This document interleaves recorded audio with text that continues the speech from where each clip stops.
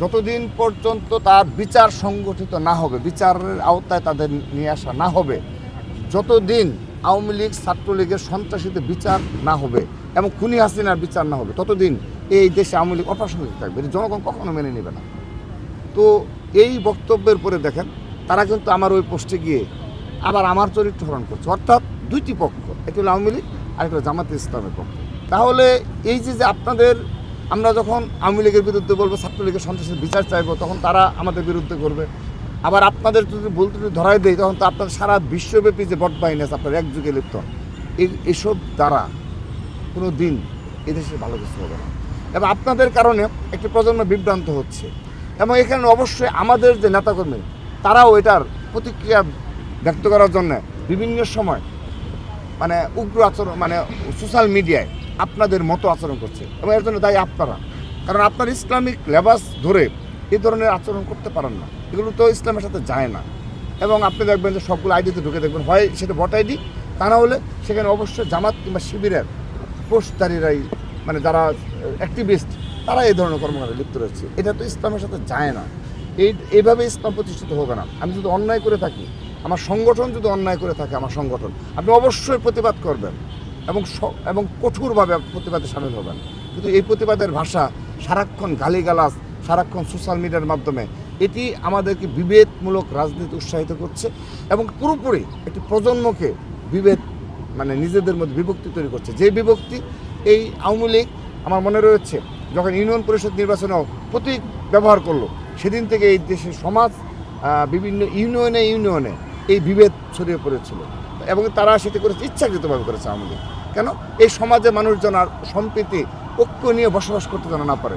ধর্মীয় সম্প্রীতি, সামাজিক সম্প্রীতি, যে বন্ধন, দৃঢ় বন্ধনে বাংলাদেশ ছিল, সেই বন্ধনে তারা ওই নৌকা প্রতীক ব্যবহারের মাধ্যমে, কারণ জানে যে নৌকা প্রতীক দেওয়া মানে কি, জোর জবরদস্তি করে, মারামারি কাটাকাটি করে, মামলা মোকদ্দমা দিয়ে আপনারই করবে। পাঞ্জাবের জগতে একটি বিশ্বস্ত নাম, শাবাব এথনিক ওয়্যার। এবং এই আওয়ামী লীগ এই মামলা পৌঁছে দিয়েছিল গ্রাম পর্যায়ে, যেন গ্রামের মানুষের মাঝে কোনো ঐক্য যেন না হয়।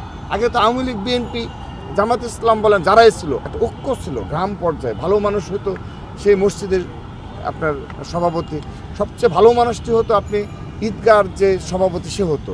কিন্তু এখন আপনি কি দেখেন, এই কালচার একইভাবে সোশ্যাল মিডিয়ার মাধ্যমে পুরোপুরি আমাদের বিভেদমূলক রাজনীতি উৎসাহিত হচ্ছে। আমি এই ছাত্রলীগের এই পোস্টার লাগানো কিংবা আপনার এই এক দুই জায়গায় রাতের অন্ধকারে মাসে এক দুইবার একটা ককটেল নিক্ষেপ করার মতো যে সক্ষমতা, এগুলো তারা এদের রাজনীতিতে প্রাসঙ্গিকতা প্রমাণ হয় না।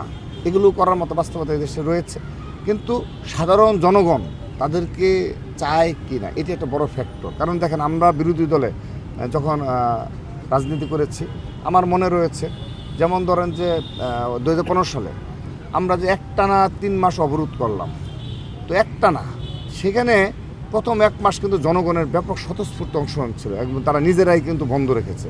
কিন্তু জীবিকার তাগিদে মানুষ তো বের হয়েছে, তারপর বের হয়েছে না, জীবিকার তাগিদে মানুষ আর কতদিন না খেয়ে থাকবে? একজন গাড়ির চালক, ড্রাইভার, সে কতদিন গাড়ি না চালায় বসে থাকবে? অবশ্যই রাজনীতি একটা আদর্শ এবং দেশের প্রতি তাদের একটা মায়া মমতা, তৎকালীন আওয়ামী লীগের প্রতি একটা ঘৃণা ছিল, কিন্তু তারপরেও তো একটা লিমিট আছে। তা আমরা কিন্তু দেখেন তারপরে কিন্তু করেছি, কিন্তু মানুষের একটা সহানুভূতি ছিল।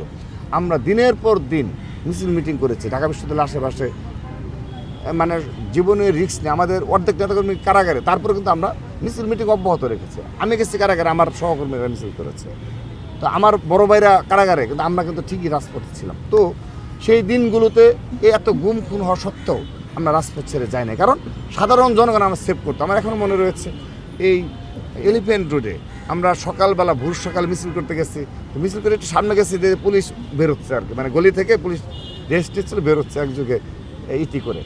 তো এই যে পুলিশ আসতেছে, আসার পর আমরা তো যার যার মতো দৌড়ে পুলিশ পেছন দিয়ে সেদিন মানে গুলি করা এবং মানে আরও বড় ধরনের তাদের প্রিপারেশন ছিল, কারণ তখন খুব বাজে অবস্থা চলতেছিল 15 সালে ওই সময়গুলোতে। আমরা কয়েকটা বাসায় নিয়ে আশ্রয় নিয়েছি, সেই মহিলারা আমাদের খাওয়াইছে এবং 5-7 ঘন্টাও ঘর থেকে বেরোতে দেয় না, যে ঠিক আছে কোনো সমস্যা নেই, আসলে আমরা সেভ করবো আমাদের সবাইকে। তো এরকম দেখবেন যে সব জায়গায় এই ধরনের রয়েছে, কিন্তু এখন আওয়ামী লীগের কি সেই বাস্তবতা রয়েছে? আওয়ামী লীগকে তো পাবলিক, সাধারণ জনগণ প্রতিহত করছে, তাহলে এগুলো বলে তো আমরা তাদের প্রাসঙ্গিক করছি।